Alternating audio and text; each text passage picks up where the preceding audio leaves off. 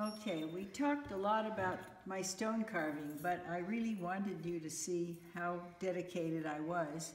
I carved stone so hard that this hammer on its edge was flat when I started, and I moved that metal this much in the 10 years where I did my carving. So the hammer, and if I show you some of the tools, this had a flat top that was straight with the sides of the base, and I just splayed it out by hammering it so much. So that, and when you do hammer, you don't hammer directly into a stone, you hammer at an angle if you want to cut a piece off, because if you hammer directly, you can actually fracture the stone and ruin it. So you pitch it. So when you hammer, you hit, and then if it's right, you hit gently, and then you give it a real tap.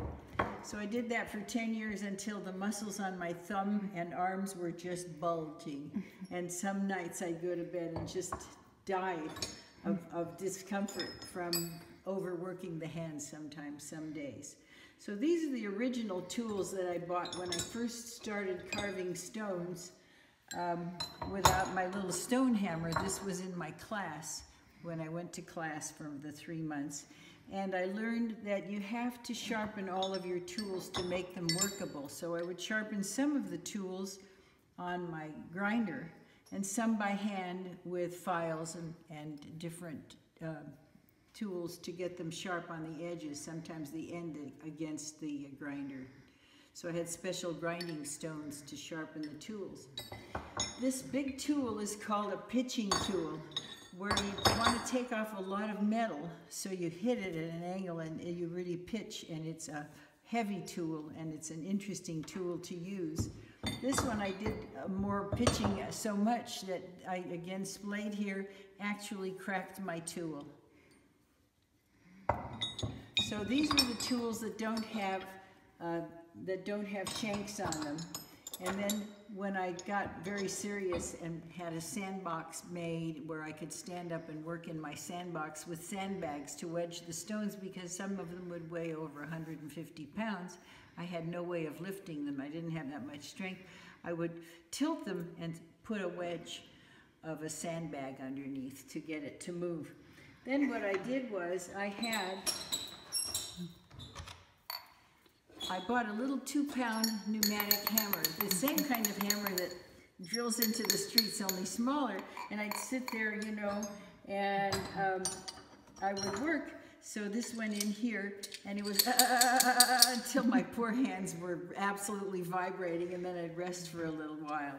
So all of these tools, from this side on, were tools that I used for my carving, and some of them I used so much that the ends were just blunt. Some of them have a little bit of, I use them sometimes to work on plaster of Paris too. It made it a little easier, but it's been a very exciting time because it's wonderful to see something emerge from a stone that's its own thing. It's so exciting.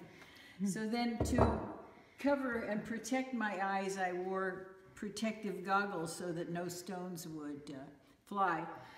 For the most part, when I worked, I wore a heavy mask that I looked like a bug. It had separate metal pieces that I unscrewed and put on new filters. But when I got down to fine sanding that was not a lot of sand dust, I wore a simpler mask. It was a lot easier to breathe through and talk through. I also, beside protecting my eyes, protected my face with something like this, so that nothing was going to injure me, and I was very blessed. I didn't have any major accidents ever with all the tools that I've been using over the years. And because I took good care, I was very concerned about it. They had something called pneumococconosis. I can't pronounce it even, but it was funny because those were the things that miners got in their lungs. So luckily my lungs are fine and healthy.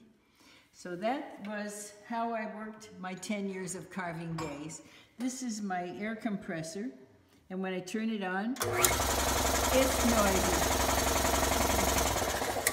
And it has a long handle and chains, and I attached everything and could shut it and turn it on.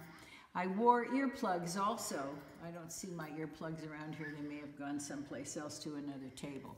But I had to wear earplugs sometimes inside my ears, sometimes on top as well, so that it didn't injure my hearing. And that's how I spent some of the time of 10 years carving my stones.